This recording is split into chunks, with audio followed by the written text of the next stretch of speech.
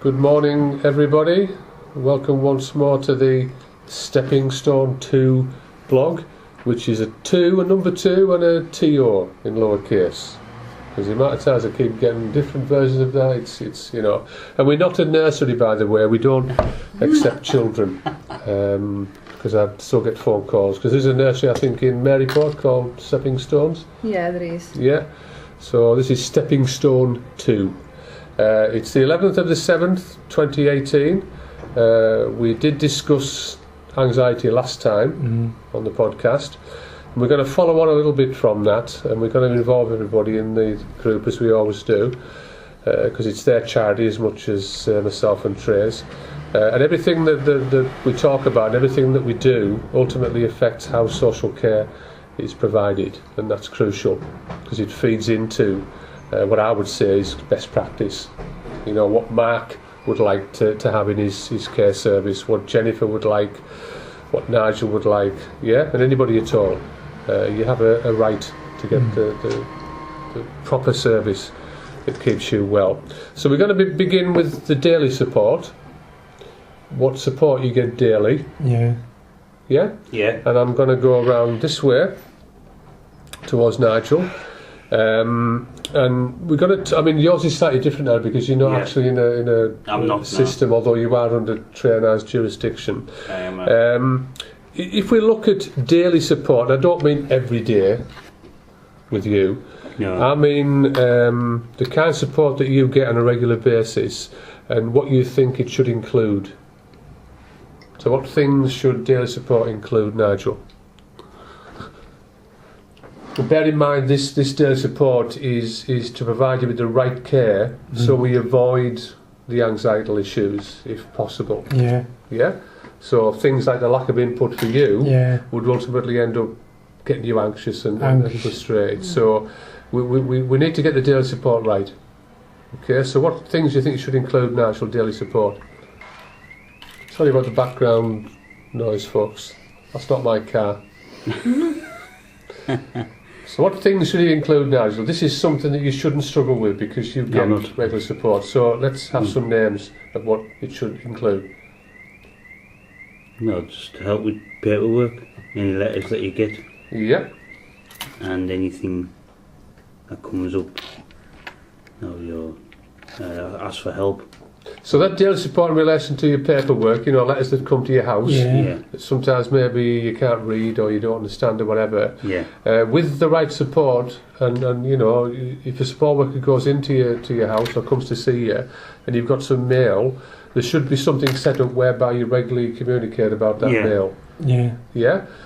Because that will then reduce any anxiety you've got. Something might be important. Yeah, I don't know. Yeah, and that will increase your anxiety because you need to get it dealt with, and there's nobody dealing with it, and so again that helps. Yeah, that helps. In the daily support. You should be able to go with your letters to someone and sit down with them and go through it. I know there's a confidential issue around there, but it's crucial to reduce anxiety. It might affect the party as well. Oh yeah. Absolutely. Yeah, something needs to be sorted. Yeah. Because if that letter comes through and it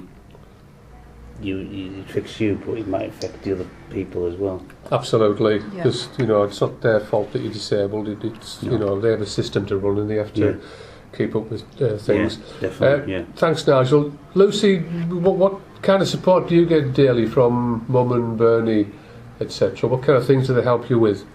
Transport's one, isn't it? Because Bernie and Claire, etc., regularly bring you in. Yeah? If you couldn't get in, and there wasn't a bus service, that could potentially make Lucy anxious because she couldn't get to where she wants to get to see her friends.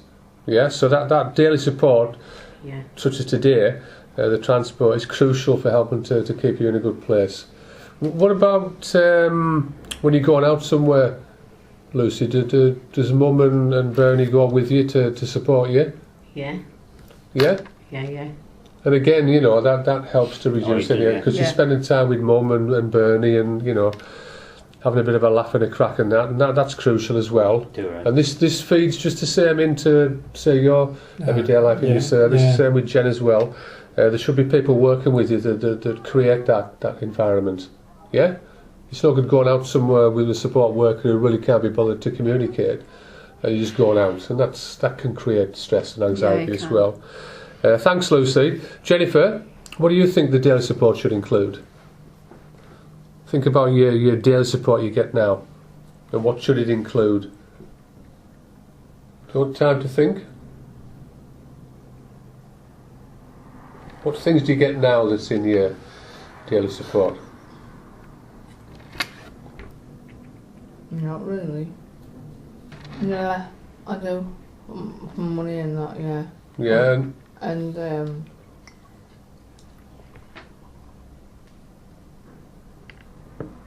I get. I forgot what I was going to say now. no, it's okay. I mean, I know your money's managed to avoid debt and being able to pay your bills and Yeah. things. And again, if that's managed properly, that reduces the stress and anxiety as well. Yeah.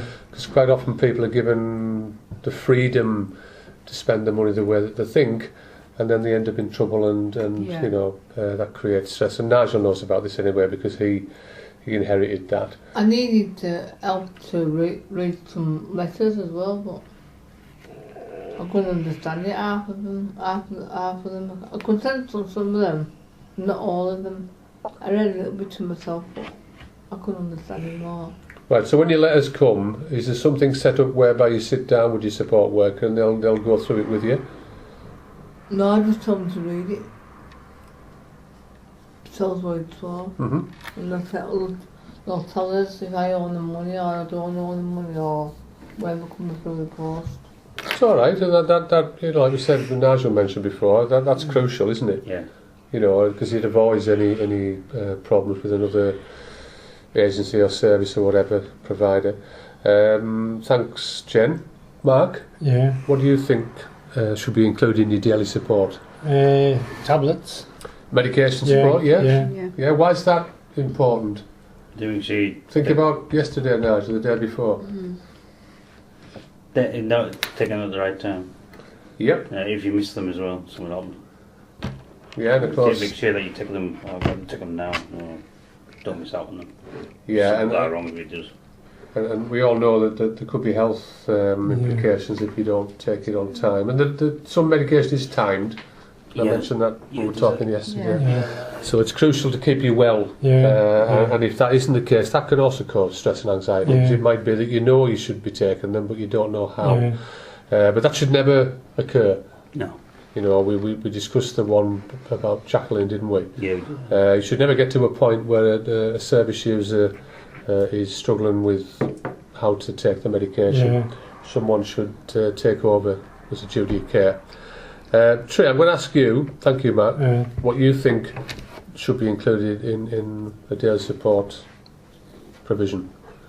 I think everything to do with a person's health, emotional, physical, should be included. And dealing with anything that comes up, like sudden issues or problems on that day, financially obviously, communication with other services like doctors, dentists, stuff like that, if there's any problems. There's all kinds of things really that needs to be done on a daily basis. Yeah, it's fine. Yeah, I mean, we could cite Nigel's care provision, which pretty much encompasses the whole spectrum of care, but then we'd sound quite arrogant because then we'd look far too good. But I'm going to come on to the next one. Thanks, Trey. The issues which may occur, and we've mentioned some, if you remember, which may occur that with yourselves, service users or whatever, which affect your ability to function in your everyday life. Yeah.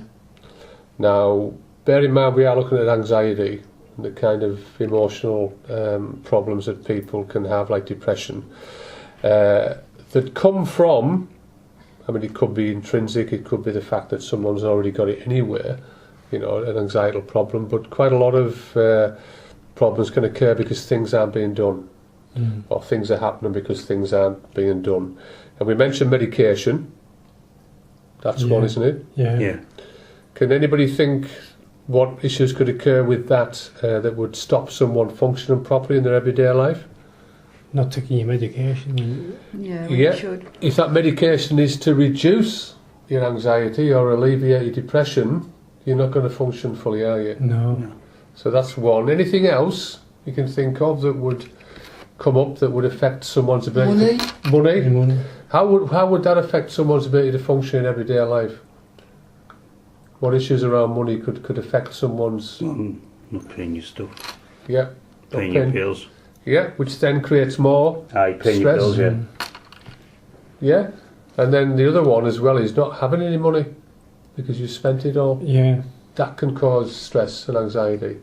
Trey knows that because she lives with that every day Yeah. because she's poor. Money's not the opposite, are they?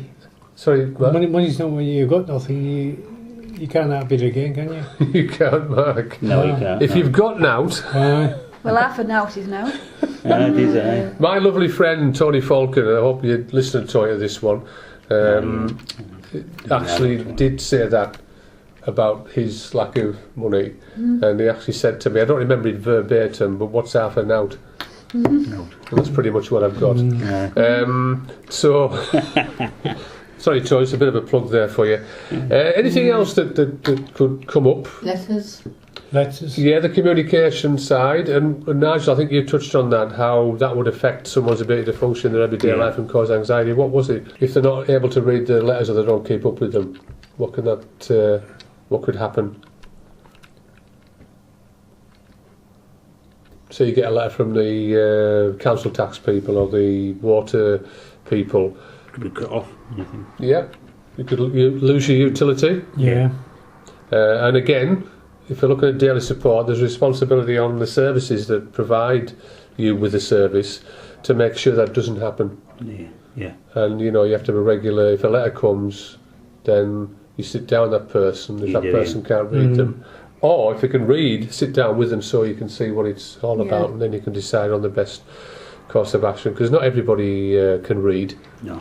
and you have to know that, and that would come through Right. again on your daily support. And it actually should be in the care plan anywhere Yeah. that this person has low levels of literacy and numeracy, whatever. Yeah. All this ties in together, you know? They're all parts of the same whole. Anything else that could occur that might stop people from functioning in their everyday lives? What about health? Yeah. If Yeah. you've got any health problems. Yeah. Trey mentioned that before. If we don't keep up with the service users' health and well-being, Yeah. they're not going to be able to function as fully in everyday life, are they? No. No. And again, in the care plan and in your daily support, all these things should be looked at, shouldn't it? Yeah. You know, if you see someone struggling with the way they walk, they're having dizzy spells, they feel sick, Yeah. nauseous or whatever, you're going to act on that.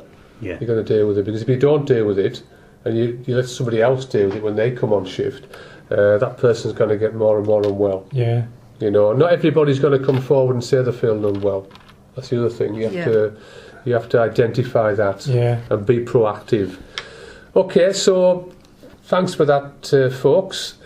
We're going to come on now. Didn't you tell you were going to come back to me? Oh, sorry, Jen. I always seem to forget Jen. I don't know how. I don't know how listeners often forget Jennifer, but I How did. do you do that? I think. Second occasion. Carry on, Jen. Couldn't they help people to get like showers and baths? Yeah, personal Yeah, hygiene. I think. personal hygiene. Yeah, because we touched on that when we drew Nigel's Because up. they're supposed to keep on eye on people. They don't bother, do they? Yeah, it's crucial, Jen, isn't it? Yeah. Why is it crucial to make sure that someone's looking after the personal hygiene? In case they fall into the Yeah, bath. mobility. What about such as Jen's dental situation? Now Jen's about to lose all her teeth, isn't she? Is that right, Jen? You're going to go. Is it Yeah. in stages? Are you going to have one whole thing and get them all taken out? And getting them all took out. Yeah, And yeah. getting Well, false it's ones easy. in.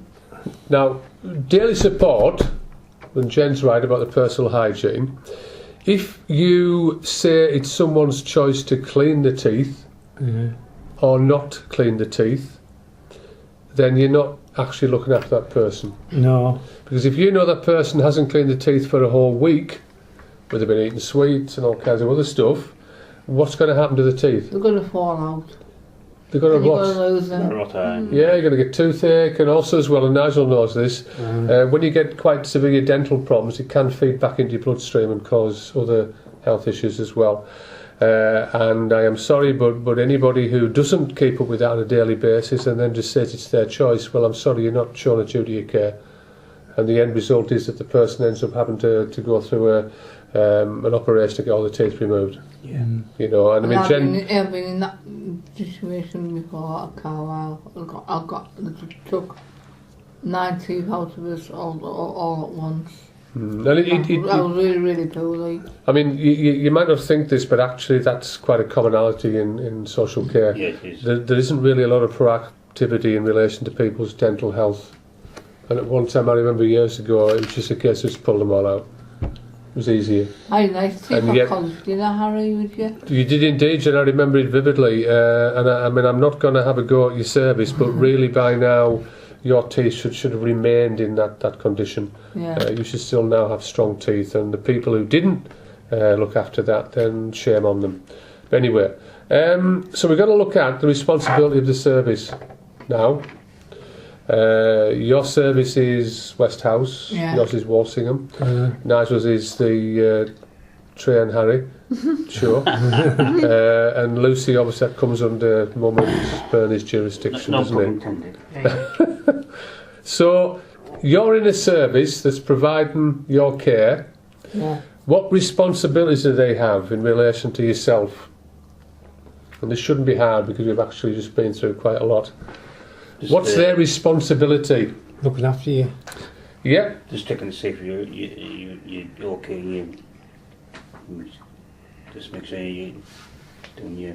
Taking your tablets and that. yeah, And make sure that you're doing your routine. yeah, absolutely. Because this is a service you're in. Yeah. Yeah, what about the staff? The staff should make sure are you feeling okay or not, and are you alright or not. You got any problems? You can say yes Yeah. or you can say yes or no if you're not very well or something. And Absolutely, they're supposed to do something about it. absolutely. Now, the service that these staff work in, Yeah. they have responsibility also. What is that responsibility with those staff that they're employing?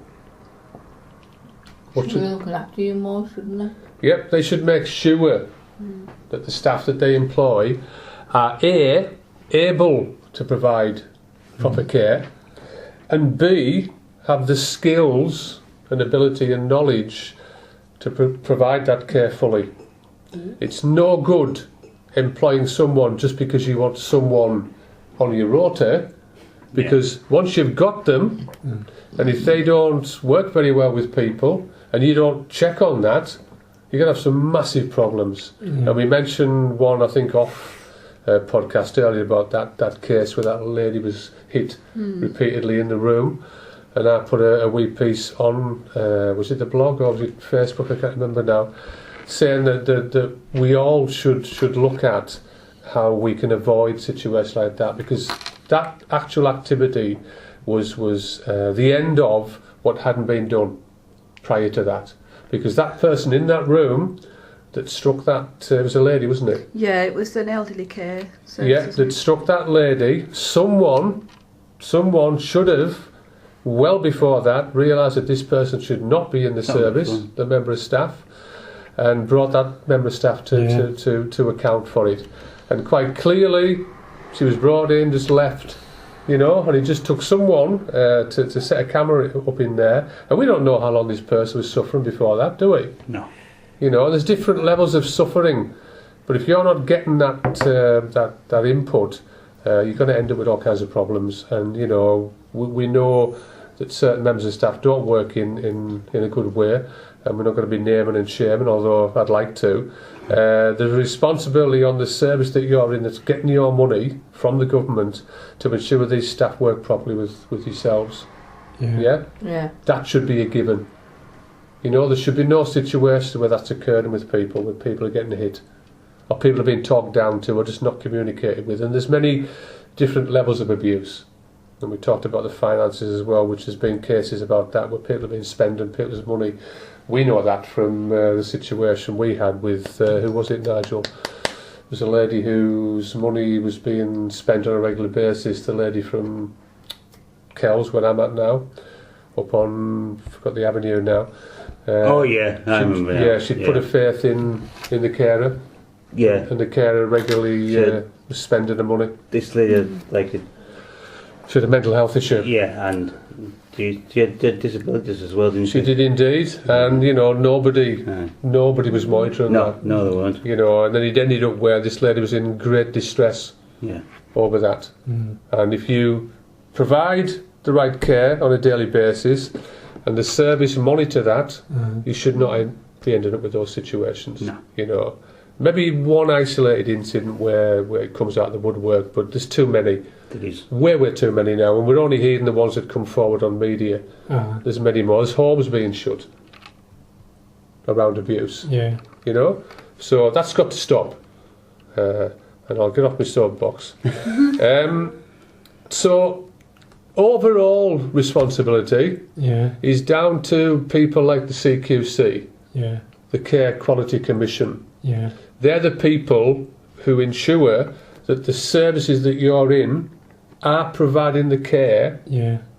the standard of care that's required, and they have to make sure that incidents like we mentioned before about the lady getting hit should not really exist. No. Because if you're checking out the staff that people are employing, the management systems that are set up, the particular managers that are in place that maybe are ignoring things like this and aren't actually checking to make sure the staff are working properly, or if someone comes forward, a whistleblower, and says, oh, I'm not very happy about that because they're not working very well with so-and-so and they're not very happy, you've got to act on it. And if you don't act on it, it perpetuates. Yeah. And you end up in a situation where we are now with social care, where staff are hugely demotivated, they leave, Yeah. and then you get people who really don't give a damn. And, you know, as service users, you've got to basically put up with that. And that's not right, and that's got to stop. So the overall responsibility from people like CQC, I think, also has to be tightened up. Because they really, when you get those incidences there, you know, who was checking that home out? You know, who was checking the members of staff? Who was talking to the manager saying, right, you know, what's your staff team like? I need to have a check and all the rest of it. That should be happening every week. Yeah. They should be going around these homes and checking Yeah. and meeting with the staff. Because, you know, if you employ people in these bodies that actually know enough about the job, then they'll get a sense of that staff team and the management. And if they're not doing the job properly, close them down till they can get it sorted out. Or if they can't sort it out, don't open again. Yeah? Any questions, folks? Because that's pretty much where we're at now with your care. You know what's expected from your service. They've got to look after you, haven't they? Absolutely, Yeah. Mark. Absolutely. I've got a meeting on tomorrow. Well, you should by now. I mean, you should have Well, some. they haven't told us. Right. So, is a member of staff going in with you? Yeah. Lisa's coming in tomorrow Uh huh. to my meeting with Mama. And you know what the meeting's about? Yeah, they want to know if I get any more support to work with me and going to day services and stuff like that.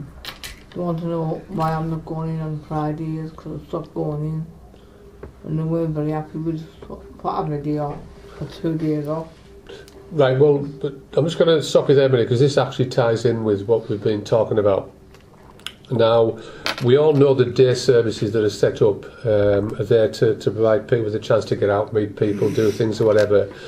But you can't remove that person's choice. Yeah. Now, Jennifer, I know you chose not to do that, and that is Jennifer's choice. It has to be honoured. Now, if you're going into a meeting, and again, I'm not going to get involved in politics, if you're going to a meeting and you're going to be basically asked the question why you stopped going somewhere, Yeah. then that's a little bit naughty because actually that shouldn't be the way it's done because that's controlling you in some way. Yeah. What they should be saying is, all right, Jen, you know, it's there if you want to go, if you'd like to go. We're not forcing you to, you know, but also look at other things that maybe you could get involved in that you enjoy. And that again comes through the care plan and also through the daily support. Because otherwise, Jen, and I picked it up right away when you were talking there, you're going into a meeting pretty much down there, and the rest of the people in the room are going to be up there. And that's not how it should be. Because they're providing you with care support, and they should be looking at what's best for you. Yeah. Yeah, okay, work with them, yeah, but you're not going in there on a lower level, you're going in there because they're providing your service. Always remember that when you go in. They have to do the best they can for you. Yeah. Does that make sense? Yeah, to help us, yeah. Yeah, you're not going in there to be told off because you've stopped going somewhere. No. We had this, remember, with Jackie? Yeah. You know, she was literally kind of Right. made to feel guilty because she chose not to go on courses. Yeah. Now, Well, with the manager greatest stepped in, respect, sorry Nigel. The manager stepped in, anyhow. Oh yeah, but if I hadn't pushed, he was going to continue He his was, feedback loop. You have the right to discuss the best options for you. Yeah. Now, on the other side of that, if someone isn't going out and they're stuck in the flat 24/7 and getting more and more depressed and more anxious, Yeah. that's a different animal. You've got to try to work with that person. And I don't mean make them do things, I mean just assist them to actually start to enter Yeah. everyday life again. Because we talked about being able to function. Yeah. And the longer you leave Yeah. someone trapped in a flat, the less able they are to function in everyday life. Yeah? And that's happening more and more. Have a look around Whitehaven, Nigel. The amount of people shuffling around with just no idea what they're doing, where they're going. So Exactly. they've got to work with you, Jen. Yeah. Okay? Yeah. This is not an imbalanced situation. You're going in there for them to look at what's best for you. Yeah. Okay? And not for you to feel guilty because you've stopped going somewhere. Yeah. All right? You chose, and I know you're a clever girl to do that, you chose for good reasons you want to go there again. No. But it might be... I'm always, because those taking money off us and that, and it's getting too dear. It's just going to cost me £40 to go see Emmerdale with them now. I haven't got the money for it. Do you think the money grows on trees and it doesn't? It doesn't, Jen, it doesn't at all, no. That's true. Do you think I've got more money? That's true. But Do you you get... think That's that's true. not right, is it? No, it's not. I mean, and also your money Blackpool... has to be Oh, yeah. managed. It's not about getting everybody to do activities. It's going to cost money for whatever reason. It's These managing. activities. what they Yeah, do on it's managing Friday. individuals' monies in a better way. So it's more balanced. You can do It's something. until Yeah. August anyway, so I've got plenty of time to save up if I want to go. I think one of the things should come into the mix as well, Jen, with this, and it's up to you whether you mention it or not. We've had this with yourself, Mark. There Yeah. seems to be a regular, year in, year out, Southport, Blackpool, Yeah. Blackpool, Calvert Trust, Southport. Now, I'm not decrying those things because people can get something out of it. I'm quite sure what. Calvert Trust obviously offers activities, which is, you know, it's good for you. But when you go on and go on and go on and go on, that becomes something again where you're trapped in it. And people expect you to go.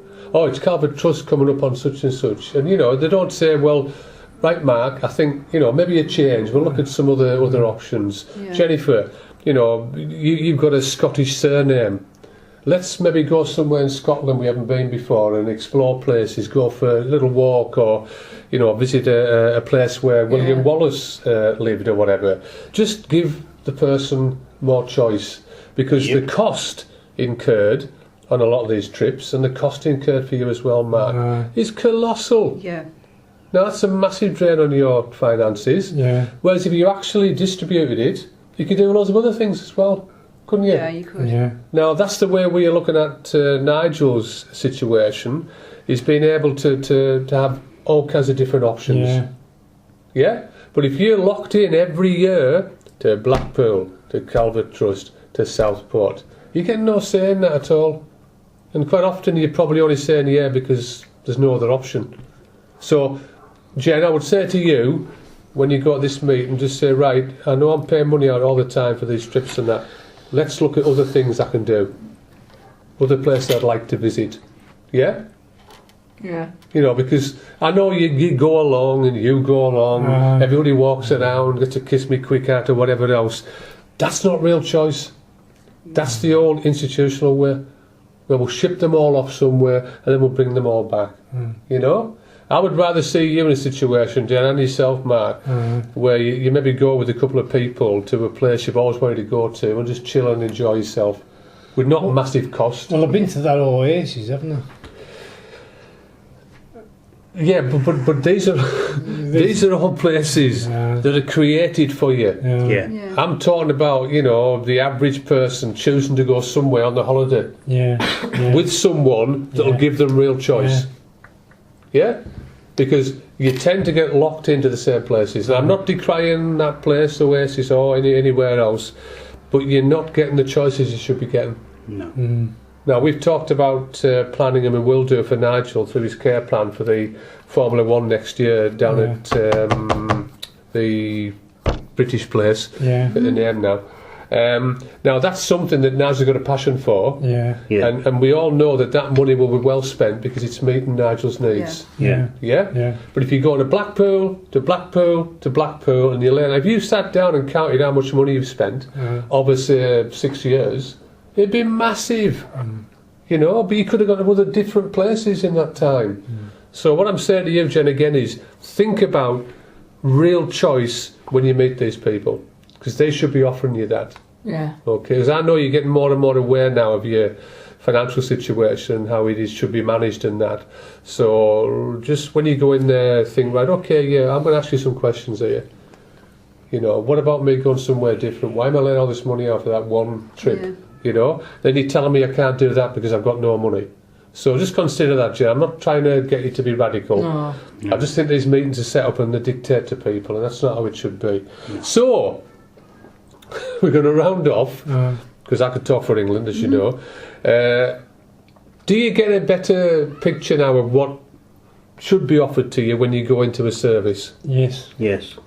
And if it isn't offered, how it might affect you? Yeah. And quite clearly you've all been affected in some way. Now, we're not going to put this to bed because there's many other different strands, and Keith, who was here last time, he flagged up quite a lot of those. And one of the major ones that stood out for me was fear.